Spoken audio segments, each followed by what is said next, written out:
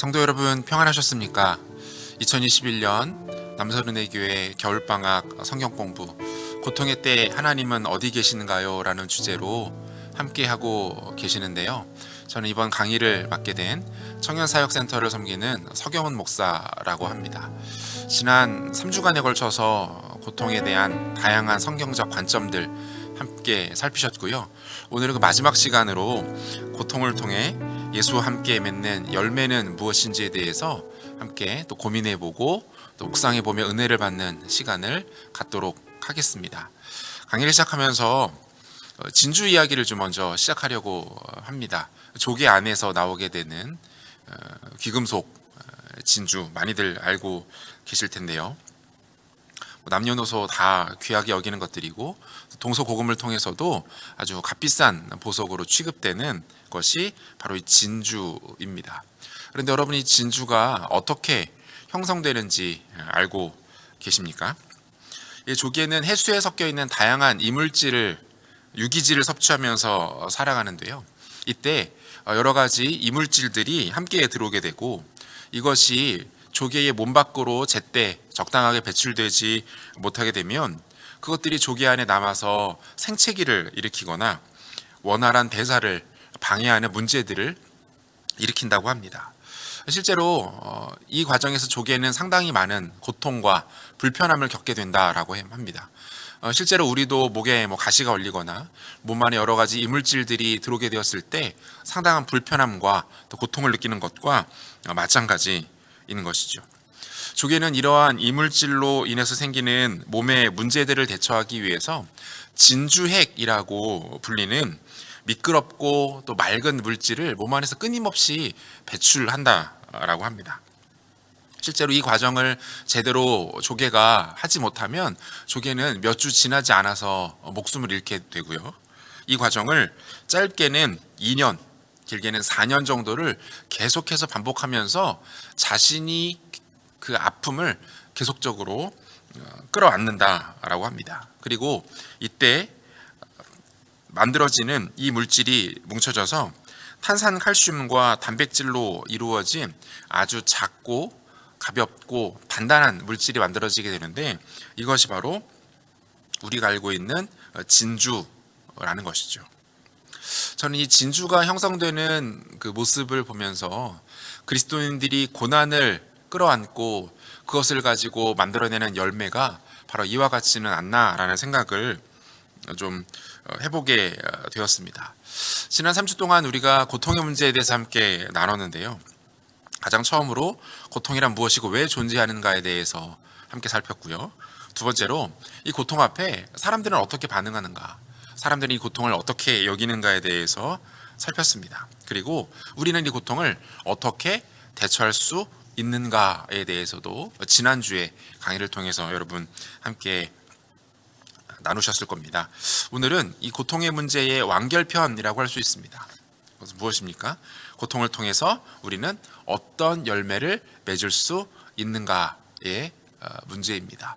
고통을 피할 수 없습니다. 고통이 오는 것을 막을 수도 없죠. 그렇다면 하나님의 백성들은 삶 가운데 닥치는 이 수많은 고통의 문제들 앞에서 어떻게 그것을 우리 주님 기뻐하시는 귀한 열매로 맺을 수 있을 것인지, 또한 우리 주님은 그 백성들에게 이 고통을 허락하시면서 어떤 모습으로 주의 백성들이 이 고통을 완결지을 것을 기대하고 계시는지 한번 살펴보도록 하겠습니다. 특별히 성경에서 우리가 만날 수 있는 3명의 인물들을 살피면서 그들의 삶을 통해서 맺어지게 된 고통의 열매들을 한번 살펴보고 정리를 해보는 시간을 갖도록 하겠습니다. 우리가 첫 번째로 만날 인물은 우리가 잘 알고 있는 요셉이라는 인물입니다. 여러분, 요셉은요, 이 고통을 통해서 가장 귀하고 아름답다 할 수 있는 하나님의 섭리를 깨닫게 됩니다. 요셉의 삶 전체를 통해서 하나님의 섭리가 어떻게 나타나는지를 우리는 확인할 수 있는 것이죠. 요셉은 참 많은 고난을 당한 사람인데요. 성경에서도 가장 현실적이고 실질적인 고통을 겪었던 인물이 바로 요셉이라고 할 수 있습니다. 가장 먼저 그는 어떤 고난을 당합니까? 배신과 외면당함이라는 이 뼈아픈 고통을 당하게 되죠. 창세기 37장 18절과 19절 보면요, 요셉이 그들에게 가까이 오기 전에 그들이 요셉을 멀리서 보고 죽이기를 꾀하여 서로 이르되 꿈꾸는 자가 오는도다. 누구의 이야기입니까? 요셉을 시기하고 질투했던 요셉의 형들의 이야기입니다. 요셉이 아버지의 심부름을 통해서 자신들에게 다가오는 모습을 먼발치에서 지켜보던 형들은요, 이 요셉에 대하여 죽일 음모를 꾸미게 됩니다. 멀리서 보고 죽이기를 꾀하여 서로 이르되라고 말하죠. 실제로 어린 요셉은 형들에 의해서 비록 죽임은 당하지는 않게 되지만 노예로 팔려가는 어려움, 고통을 당하게 됩니다. 가장 가까웠던 가족, 형들에게서 배신을 당하고 외면당하는 너무나도 뼈아픈 고통을 겪게 되는 것이죠. 그에게 나타났던 또 다른 고통의 문제는 무엇입니까? 억울함과 누명의 아픔을 겪게 됩니다. 요셉은 애굽의 보디발에게 팔려가서 그 집에서 노예 생활을 하게 됩니다. 그런데 그가 참 성실하게 탁월하게 자신에게 맡겨진 역할들을 잘 하게 되자 보디발은 어떻게 합니까? 그를 자신의 가정의 총무로 삼게 되죠. 모두가 그를 좋아하고 그에게 매력을 느꼈습니다. 그러던 어느 날 그에게 어떤 일이 일어나게 되죠. 바로 보디발의 아내가 이 젊고 지혜롭고 아름다웠던 요셉을 유혹하기 시작합니다. 그의 주인의 아내가 요셉에게 눈짓하다가 동침하기를 청하니, 성적 유혹이 그에게 다가왔던 거예요. 그러자 요셉은 어떻게 반응하죠? 금한 것은 당신뿐이니 당신은 그의 아내임이라. 그런즉 내가 어찌 이 큰 악을 행하여 하나님께 죄를 지으리까? 라고 말하고, 그 이후에도 계속해서 여인이 요셉을 유혹하자 동침하지 아니할 뿐더러 함께 있지도 아니하니라 라고 성경 창세기 39장은 기록하고 있습니다. 그런데 여러분, 그 이후의 일들 잘 아시죠? 이 보디발의 아내가 요셉이 자신을 겁탈하려고 했다라는 누명을 그에게 뒤집어 씌우게 되고, 그는 결국 또다시 감옥에 갇히는 죄수의 신분이 되고 맙니다. 그는 보디발에게도, 그리고 보디발의 아내에게도, 심지어 하나님께 대하여서도 털끝만큼의 죄를 범하지 않았습니다. 정직하게 행했습니다. 그런데 억울함과 누명을 뒤집어 쓰고 결국 비참한 신세에 처하게 되어집니다. 자, 감옥에서는 또 어떤 일들이 벌어지게 됩니까? 감옥에 들어갔더니 그곳은 바로 바로의 빵 굽는 관원과 술 맡은 관원이 갇혀 있던 곳이었습니다. 그들을 정성스럽게 모시고 섬기던 요셉은 어느 날 그들이 각각 꾸었던 꿈을 해몽하게 되고요, 한 신하의 꿈을 해몽하고 나서 그가 다시 복직하는 일이 벌어지게 됩니다. 그리고 그에게 어떻게 말하죠? 당신이 잘 되시거든 나를 생각하고 내게 은혜를 베풀어서 내 사정을 바로에게 아뢰어 이 집에서 나를 건져주소서라고 이야기합니다. 술 맡은 관원장이 자신의 전직을 회복하게 되고요, 그가 다시 바로 옆에서 시중을 들게 되었을 때 어떤 일이 벌어집니까? 술 맡은 관원장이 요셉을 기억하지 못하고 그를 잊어버리게 되었다라는 거예요. 감옥에서 그에게 은혜를 베풀고 그를 극진히 섬기고 심지어 그가 다시 복직하게 될 것을 정확하게 그 꿈을 풀어준 요셉이었지만, 이 술 맡은 관원장은 어떻습니까? 요셉을 잊어버리고 맙니다. 요셉은 그의 기억에서 잊혀지게 되었던 거예요. 여러분 어떻습니까? 한 사람이 단 한 번만 당해도 참 힘들고 어려울 만한 이 아픔과 고통을 요셉은 무려 3번에 걸쳐서 당하게 되죠.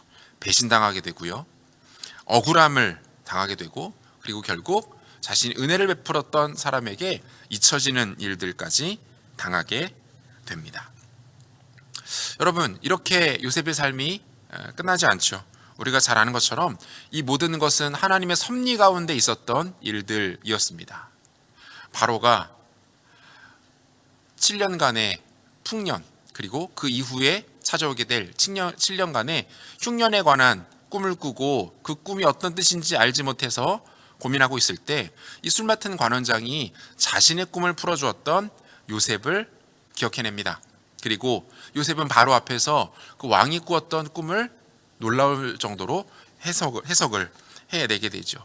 그의 해몽하는 모습과 그가 내세운 정책에 깊이 감탄한 바로 왕은 그를 애굽의 국무총리로 세우게 됩니다.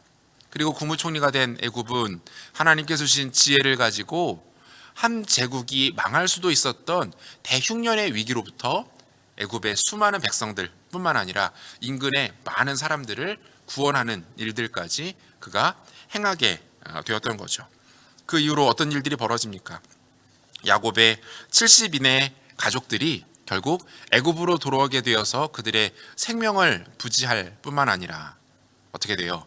일개 부족에 불과했던 그 야곱의 족속이 애굽 땅에서 하나의 민족으로 거대하게 확장되는 일들이 일어나게 됩니다.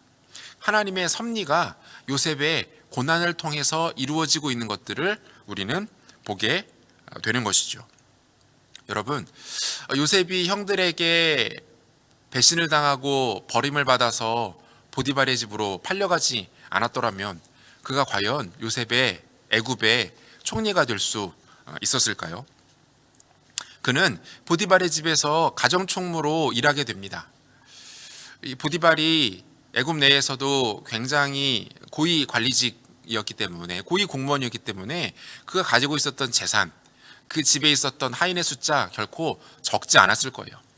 요셉은 그 집안의 모든 사무를 감당하면서 경제와 경영과 행정과 인사를 배울 수 있었을 것입니다.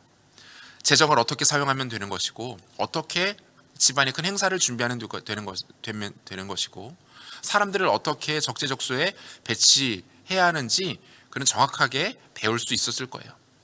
그가 억울한 누명을 쓰고 감옥에 가게 되었을 때 그는 그곳에서 또 다른 고위 공무원들을 섬기게 됩니다. 수년간 그들과 함께하면서 요셉은 그곳에서 무엇을 배웠을까요? 그들을 통해서 국제 정세와 안보와 외교와 정치에 대한 것들을 그들로부터 배울 수 있었을 거예요. 자, 여러분, 한 나라의 총리, 한 나라의 지도자가 갖춰야 되는 수많은 덕목들이 있습니다. 경제, 경영, 행정, 인사, 외교, 안보, 정치 등등. 요셉은 보디발의 집에서 노예로 일하면서 억울한 누명을 쓰고 감옥에 들어가서 이 모든 것들을 두루 섭렵할 수 있었습니다. 요셉에게 닥친 것은 단순한 고난과 고통이 아니었고요. 그것은 하나님께서 요셉을 애굽이라는 대제국의 국무총리로 세우시기 위해서 그를 훈련하셨던, 하나님께서 요셉에게 허락하셨던 그의 학교였다, 요셉의 교실이었다라고 볼 수 있다라는 거죠. 그리고 하나님은 그 요셉을 애굽의 국무총리로 세우시면서 야곱의 지파를, 족속을 애굽으로 인도하셨고, 그곳에서 야곱의 그 70여 명에 불과했던 그 족속을 장정만 60만이 넘는 어마어마한 한 민족으로 일으키시는 하나님의 구속사를 펼쳐 나가셨던 것입니다. 하나님은 요셉에게 허락하신 고통을 통해서 당신의 섭리를 이루어 가십니다. 그리고 요셉의 삶 속에 있었던, 당시에는 고통이었고 고난이었고 아픔이었고 어려움이었던 것들이 단 하나도 버릴 것이 없는 삶의 귀한 파편들로 하나님의 구속사와 하나님의 섭리를 가득 채우게 되었던 거예요. 저는 2006년에 개봉했던 슬럼덕 밀리어네어라는 영화가 있습니다. 인도를 배경으로 한 영화인데요. 아마 보신 분들도 많으실 거라 생각합니다. 이 영화의 주인공은 18세 소년인 자말이라는 이 젊은 청년이에요. 굉장히 어렵고 비참한 삶을 살아가던 그가 하루는 한 방송사의 프로그램인 누가 백만장자가 되고 싶은가라는 퀴즈쇼에 출연하게 됩니다. 단계별로 퀴즈가 제시가 되고 마지막 퀴즈까지 맞추게 되면 상금으로 100만 불을 손에 쥘 수 있는 그런 아주 놀라운 프로그램이었어요. 그가 마지막 한 문제를 남겨둔 시점까지 이 퀴즈를 맞추게 됩니다. 그러자 이 퀴즈를 지켜보고 있었던 방송사 관계자들과 그리고 이 경찰이 이 청년을, 이 자마를 의심하게 되는 거예요. 아니, 아무것도 배운 것도 없고 배경도 없었던 너가 어떻게 이 퀴즈를 끝까지 올라갈 수 있겠냐. 그를 사기죄로 체포하게 되고 경찰서를 데리고 와서 신문을 하게 되죠. 그 과정에서 자말은 자신이 지금까지 어떻게 살아왔는지 그 삶의 이야기를 풀어가게 되고, 공교롭게도 자신이 만났던 크고 작은 사건들 속에서 문제의 정답들이 숨겨져 있었다라는 것을 그 경찰 진술하는 과정에서 풀어가게 됩니다. 그리고 그는 결국 마지막 자신이 가장 어렵고 고통스러웠던 과정 속에서 보았던 하나의 장면 속에서 마지막 최종적인 문제를 맞추면서 이 상금을 거머쥐게 되고, 그토록 자신이 찾았던 사랑까지 쟁취하게 된다는 아주 재미있고 또 의미 있는 영화입니다. 이 영화를 통해서도 우리는 보게 되는 것이죠. 버릴 것이 없는 삶의 파편들, 그 당시에는 아픔이었고 고통이었고 내가 왜 이런 일들을 당해야 하나, 과연 이 일이 나에게 어떤 의미가 있는가 라고 여겨지겠지만, 그것들이 하나도 버릴 것 없이 내 삶의 궁극적인 목표를 향해서 나아가고 있었다라는 것을 이 영화를 통해서 볼 수 있는 것이죠. 하나님의 백성들도 이와 마찬가지 아니겠습니까? 우리 하나님 어떤 분이세요? 합력하여 선을 이루시는 하나님이다 라고 사도 바울이 고백하고 있는데요. 로마서 8장 28절입니다. 우리가 알거니와 하나님을 사랑하는 자 곧 그의 뜻대로 부르심을 입은 자들에게는 모든 것이 합력하여 선을 이루느니라. 자, 여러분, 여기서요, 합력하여 선을 이루다라는 표현, 우리가 참 많이 알고 있고 또 좋아하는 표현인데요. 여기에서 이 합력하다라는 단어가 헬라어로 수네르게오라는 단어입니다. 수네르게오. 그런데요, 이 수네르게오라는 단어는 바로 시너지라는 영어 단어의 어원이에요. 여러분, 시너지 효과라고 많이 들어보셨죠? 우리말로 번역하면 상승 효과, 이렇게 말들 많이 하는데요. 뭡니까? 시너지 효과는요, 1 더하기 1이 단순히 2가 되는 것이 아닙니다. 1 더하기 1이 산술적으로 2가 되는 것이 아니라 100이 되고 1000이 되고 만이 되는, 어떤 일들이 섞이게 되었을 때, 만나게 되었을 때 상상조차 할 수 없는 더 풍성한 일들이, 더 기가 막힌 일들이, 엄청난 일들이 일어나게 되는 것, 이것을 시너지 효과라고 이야기를 하는 거죠. 사도 바울이 어떻게 이야기해요? 하나님을 사랑하는 자, 곧 그의 뜻대로 부르심을 입은 자들에게는 모든 것이, 여기서 말하는 모든 것에는 뭐가 들어가 있을까요? 좋은 일, 기쁜 일 뿐만 아니라 고통, 고난, 절망, 상처, 실패, 이 모든 것이 결국 상승 효과, 시너지 효과를 만들어서 궁극적인 선을 이룬다, 이 말 아닙니까? 하나님께서 당신의 백성들에게 고통과 고난과 아픔을 허락하시는 이유는 그것들을 통해서도 당신의 궁극적인 선을 이루시기 위함이라는 겁니다. 따라서 우리는 고통을 통해서 이 하나님의 놀라운 섭리를 깨닫게 됩니다. 고통과 고난 가운데 계십니까? 그것이 끝이라고 생각하지 마십시오. 그것을 통해서 하나님 여전히 일하고 계시고요.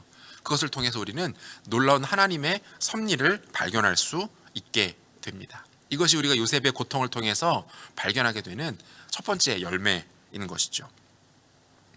자, 우리가 두 번째로 만나볼 인물은요, 다윗이라는 인물입니다. 다윗은요, 고통 속에서 더 하나님께로 가까이 친밀하게 나갔던 인생을 살았습니다. 그의 기다림은 참 길었고요. 그리고 고난과 고통으로 점철되어 있는 것이었습니다. 그가 젊은 나이에 사무엘로부터 기름 부음을 받고 이스라엘의 왕으로 세워지게 되죠. 사무엘상 16장 13절 보면요, 사무엘이 기름 불병을 가져다가 그의 형제 중에서 그에게 부었더니 이날 이후로 다윗이 여호와의 영에게 크게 감동되니라. 사무엘이 떠나서 라마로 가니라 라고 되어 있습니다. 그가 소년 시절에 사울 왕을 세우시는 것에 후회하신 하나님께서는 사무엘을 통하여서 이새의 집으로 가도록 하시고요, 그곳에서 겉모습이 화려하고 수려한 많은 그 형들을 보지만 그 누구도 마음에 들어하지 않으십니다. 그 자리에 없었던 다윗을 보시고 바로 이 사람이다, 바로 이 사람이 이스라엘의 왕이 될 자다라고 말씀하십니다. 사무엘은 그에게 기름을 부어서 왕으로 세우게 되죠. 하지만 그의 삶은 그 이후로 평탄한 길을 걸어가지 않았습니다. 사울과의 본격적인 갈등이 불거지게 되는데요. 사무엘상 18장 7절과 9절 보면요, 골리앗을 제압하고 돌아온 다윗을 향해서 여인들이 이렇게 노래하는 장면이 나오죠. 여인들이 뛰놀며 노래하여 이르되 사울이 죽인 자는 천천히요 다윗은 만만히로다 한지라. 사울이 그 말에 불쾌하여 심히 노하여 이르되 다윗에게는 만만을 돌리고 내게는 천천만 돌리니 그가 더 얻을 것이 나라 말고 무엇이냐 하고 그날 후로 사울이 다윗을 주목하였더라. 사울이 다윗에게 극심한 질투심을 느끼기 시작합니다. 자신의 존재를 위협할 만한 대상으로 여기기 시작해요. 그리고 본격적으로 악령에 붙들린 바 되어서 다윗을 죽이려는 시도까지 하게 됩니다. 그때에 사울의 손에 창이 있는지라 그가 스스로 이르기를 내가 다윗을 벽에 박으리라고 사울이 그 창을 던졌으나. 사울이 다윗을 죽이기 위해서 그를 쫓아다니기 시작합니다. 그리고 약 10년 이상의 아주 오랜 고난의 시간, 고통의 시간을 겪으면서 다윗은 도망자의 삶을 살아가게 됩니다. 다윗은 아마도 자신에게 이런 일들이 일어날 것이라고 생각하지 못했을 거예요. 사무엘이 찾아와서 자신에게 기름을 붓고 왕으로 세웠을 때 물론 어안이 벙벙했겠지만 곧바로 자신의 삶에 형통한 일들, 복된 일들, 탄탄대로가 열릴 것이라고 생각했을지도 모르겠어요. 그런데 어떻습니까? 그는 무려 10여 년간의 아주 혹독하고 고되고 고통스러운 시간을 살아가게 됩니다. 그런데 이 과정 가운데 하나님은 다윗을 어떻게 사용하십니까? 다윗을 운디드 힐러, 상처 입은 치유자로 그를 사용하세요. 사무엘상 22장 1절과 2절을 보니까요, 그러므로 다윗이 그곳을 떠나 아둘람 굴로 도망하매 그의 형제와 아버지의 온 집이 듣고 그리로 내려가서 그에게 이르렀고 환난당한 모든 자와 빚진 모든 자와 마음이 원통한 자가 다 그에게로 모였고 그는 그들의 우두머리가 되었는데 그와 함께한 자가 400명 가량이었더라 라고 되어 있습니다. 환난당한 자들, 또 모든 빚진 자들, 마음이 원통한 자들, 고통과 고난 가운데 있는 자들이 어떻게 해요? 다윗에게로 몰려들기 시작합니다. 아둘람굴의 모습인데요, 입구의 모습을 보여주고 있고요, 내부의 모습인데요, 이렇게 사진으로만 봐서는 잘 모르겠는데 이 아둘람굴이 굉장히 넓은 공간이었기 때문에 이 공간 안에 600명에서 700명 정도까지도 모일 수 있었다라는 자료를 제가 보았습니다. 여기 400명 이상의 사람들이 모여서 함께 생활을 했다라는 것이죠. 뭡니까? 다윗은 고통과 고난을 겪으며 살아가고 있었습니다. 그는 고통이 무엇인지 고난이 무엇인지 너무 뼈저리게 잘 알고 있는 사람이었어요. 그러다 보니 더 많은 고난과 고통 가운데 있는 자들이 다윗에게로 몰려들기 시작합니다. 뭡니까? 그에게 갔을 때 위로가 있었기 때문이죠. 고통당하는 사람들과 함께할 때에 회복의 일들이 일어나기 시작했다라는 것입니다. 그는 상처 입은 치유자로 하나님 앞에 쓰임을 받게 됩니다. 요즘에 굉장히 유명한 유튜버인데요, 박위 형제라는 청년이 있습니다. 그는 위라클이라는 유튜브 채널을 운영하고 있어요. 자, 여러분 보실 때에 그 왼쪽에 보시는 사진이 이 형제가 사고가 당하기 전의 모습이었고요, 오른쪽 휠체어를 타고 있는데요, 이 형제가 취업을 하게 되고 이제 정규직으로 드디어 입사를 하게 된 그날 너무 기쁜 나머지 친구들과 함께 파티를 벌이면서 즐거운 시간을 보내고 있었다고 합니다. 하지만 술에 만취했던 그가 높은 곳에서 낙상하는 사고를 당하게 되고요, 그가 눈을 떴을 때는 응급실에서, 중환자실에서 손가락 하나 꼼짝할 수 없는 마비 상태로 그가 깨어나게 됩니다. 그 경추가 부러지면서 하반신 마비가 찾아오게 되었던 거예요. 그는 평상시에 교회는 다니고 있었지만 하나님을 인격적으로 만나지는 못했다라고 합니다. 그런데 그가 이처럼 한 번도 예상하지도 못했던 고난과 고통을 겪으면서 그가 조금씩 하나님께로 나아가기 시작합니다. 하나님을 찾기 시작해요. 고통스러운 재활의 과정을 거치는 과정에서 그가 병원 기도실에 앉아 기도하고 있을 때 하나님께서 그에게 이런 마음을 주셨다라고 합니다. 얘야, 너는 이제부터 위로하는 자가 되어라. 이제부터 너의 삶을 통해서 더 많은 고통과 고난 가운데 있는 사람들을 찾아가서 그들을 격려하고 그들을 위로하고 그들에게 희망을 주는 인생이 되어라 라는 하나님의 마음을 받게 되었대요.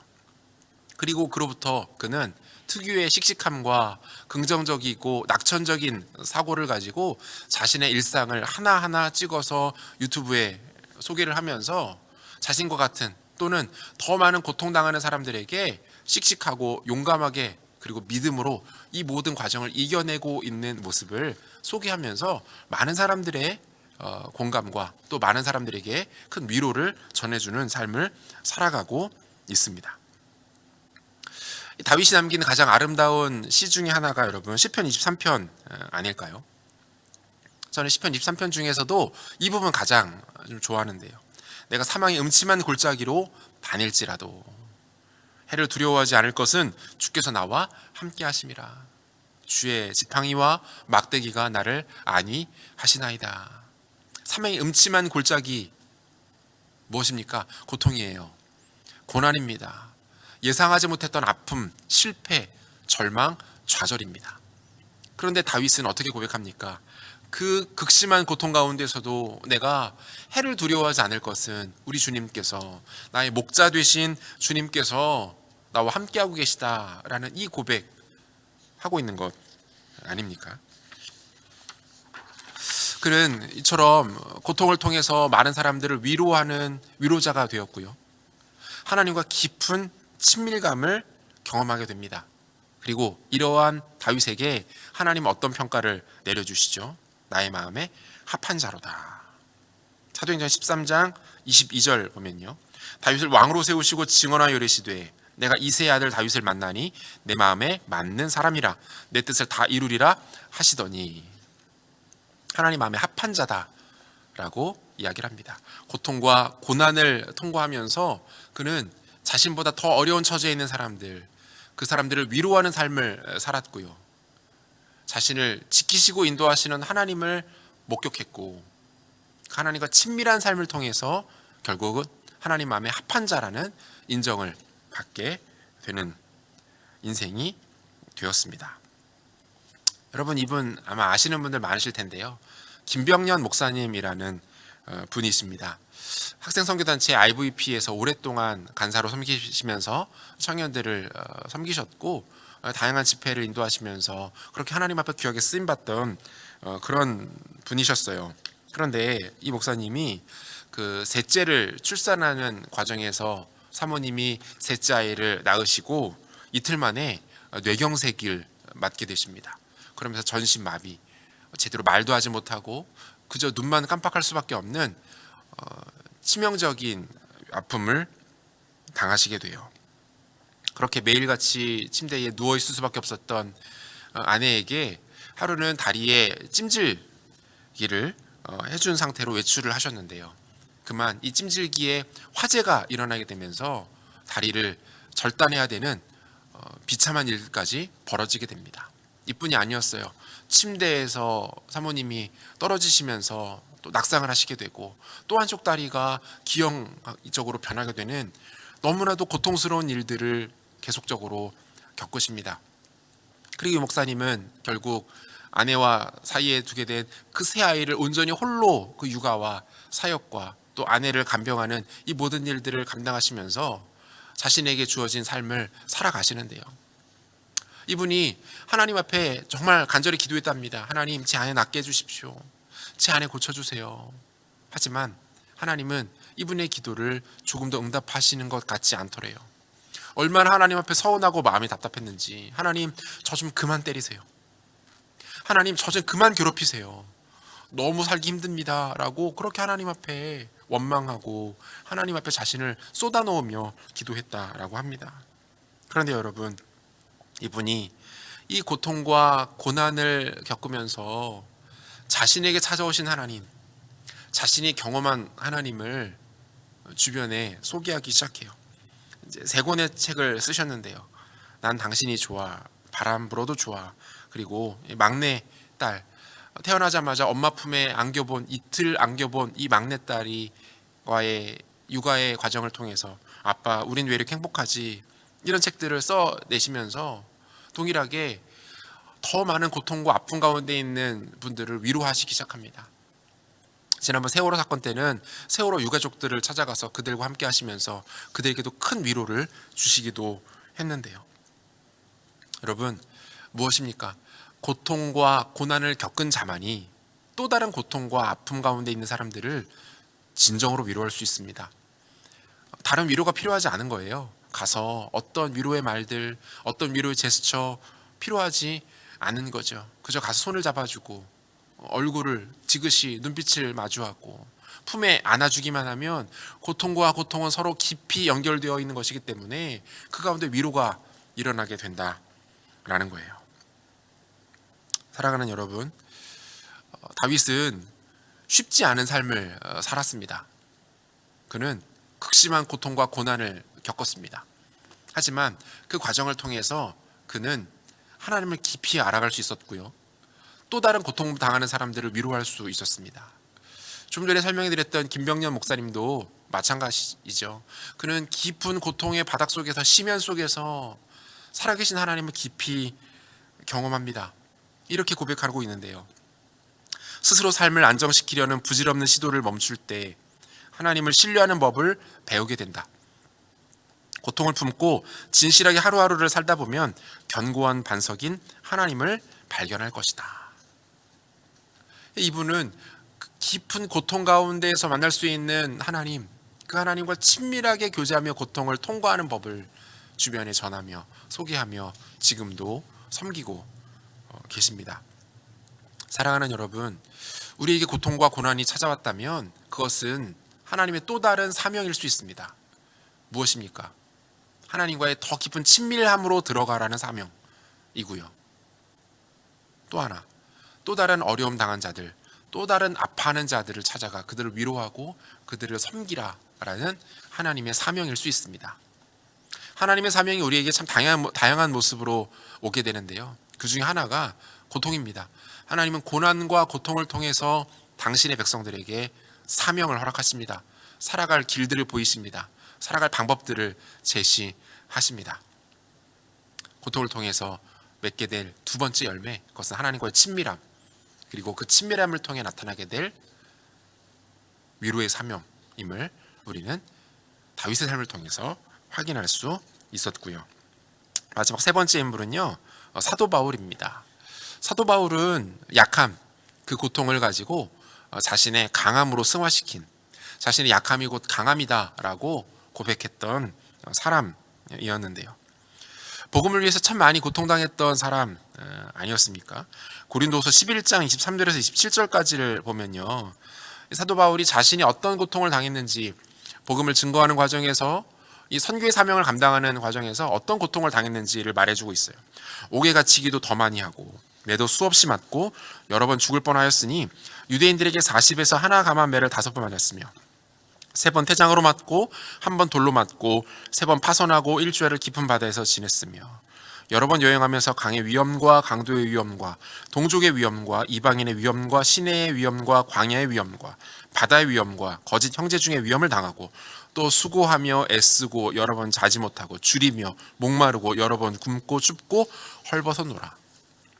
여러분, 이 정도 되면요, 고통의 종합 선물 세트다라고 말할 수 있을 것 같아요.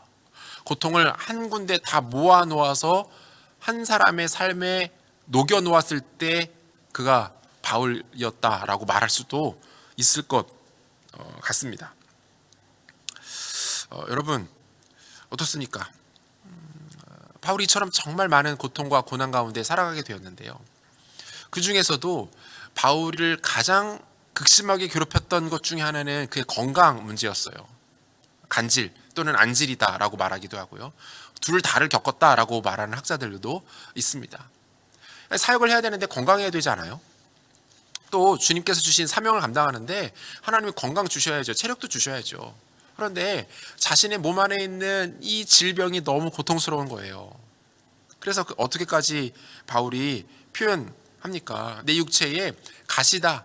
이것은 곧 사단의 저주와 같다라고 하나님 앞에 기도하면서 이것들은 고쳐달라고 기도하는 모습이 소개돼요. 보실까요? 내 육체에 가시 곧 사탄의 사자를 주셨으니 이것이 내게서 떠나가게 하기 위하여 내가 3번 죽게 간구하였더니 나에게 이르시기를 내 은혜가 내게 족하도다. 아니 이게 무슨 상황입니까? 지금 더 주의 일 감당하기 위해서 하나님 좀 고쳐주세요. 몸에 질환이 있는데 질병이 있는데 고쳐주십시오 라고 기도했더니 주님 어떻게 대답하시는 거예요? 내 은혜가 너에게 족하다. 너는 이미 충분히 은혜를 누리고 있어. 이렇게 대답하시는 거예요. 바울이 이 하나님 음성을 듣고 깨닫습니다. 계속해서 볼까요? 이는 내 능력이 약한 데서 온전해짐이라 하신지라. 그러므로 도리어 크게 기뻐함으로 나의 여러 약한 것들에 대하여 자랑하리니 이는 그리스도의 능력이 내게 머물게 하려 함이라. 이는 내가 약한 그때의 강함이라. 약한 그때의 강함이라. 여러분, 이것이 바울이 자신에게 허락된 고통, 고난에 대한 최종적 결론이었어요. 나의 약함은 약함으로 끝나지 않는다. 나의 약함이 바로 강함이다. 그 약함 때문에 내가 온전할 수 있고, 그 약함 때문에 나는 강할 수 있고, 그 약함 때문에 나는 흔들리지 않을 수 있다라고 고백하고 있는 거예요. 주 안에 사랑하는 여러분, 우리는 많은 것들이 갖춰지고 좋은 것들을 소유하고 어떤 힘을 얻으면 그 인생이 정말 복된 인생이고 형통한 인생이고 그 인생 가운데는 전혀 문제가 없을 것이라고 생각합니다. 그런데 그렇지 않아요.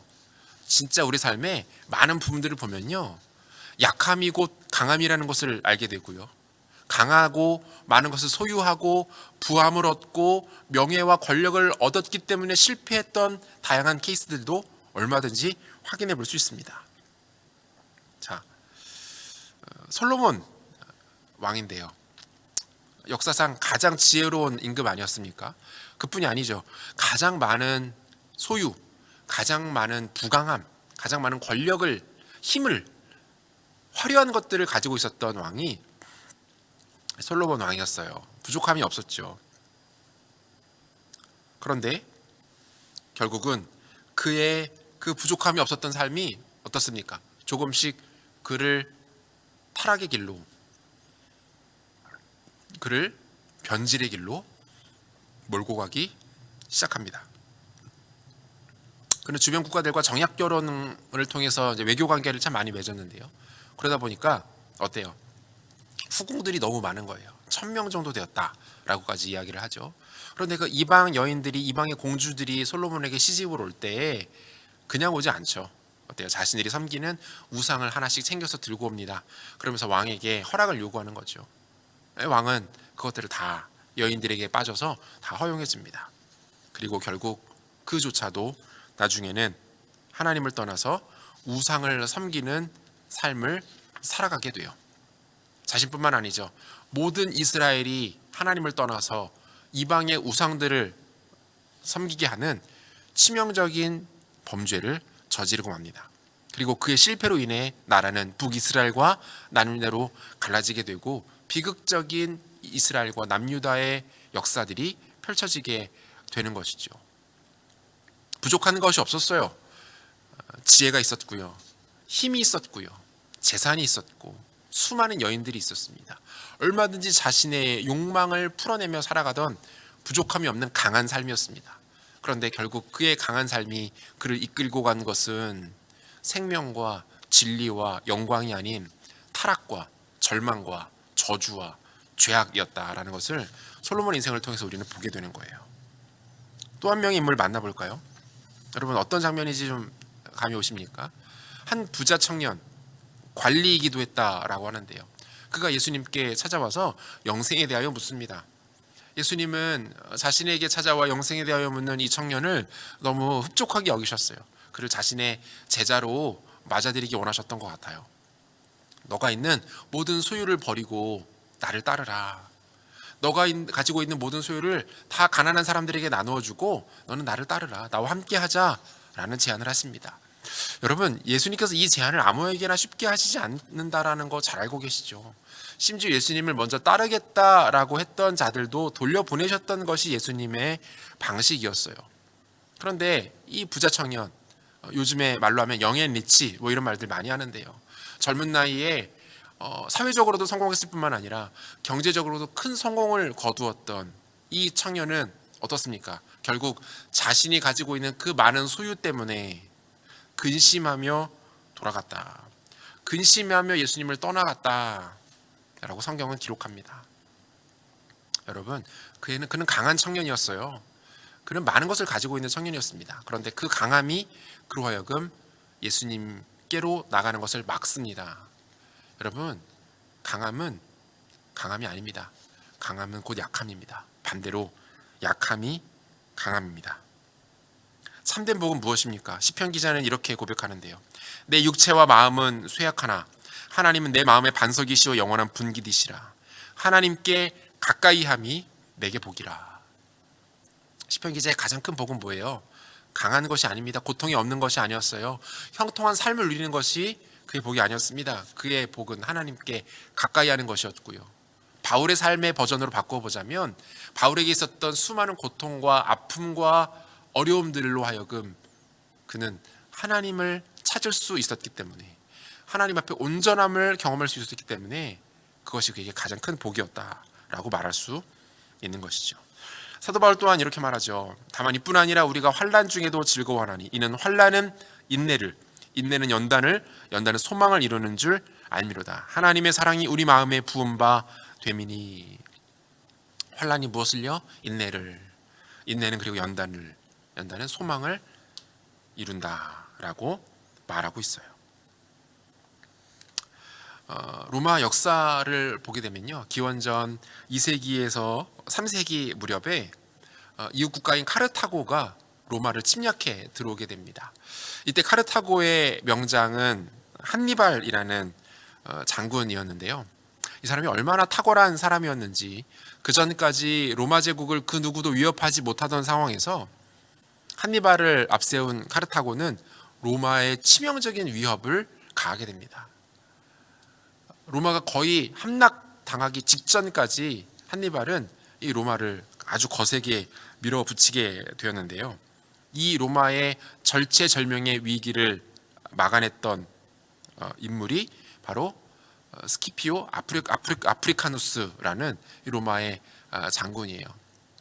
로마의 장군 이 스키피오 아프리카누스는 아주 처참한 결투와 전투 끝에 한니발을 제압하는 데 성공하고 다시 역으로 카르타고를 침략해서 카르타고를 무너뜨리는 성과를 거두게 돼요. 그렇게 카르타고가 무너져 내려가는 모습을 이 산 위에서 스키피오가 바라보고 있었습니다. 그런데 갑자기 그가 그 무너져가는 적진을 보면서 눈물을 주르륵 흘리는 거예요.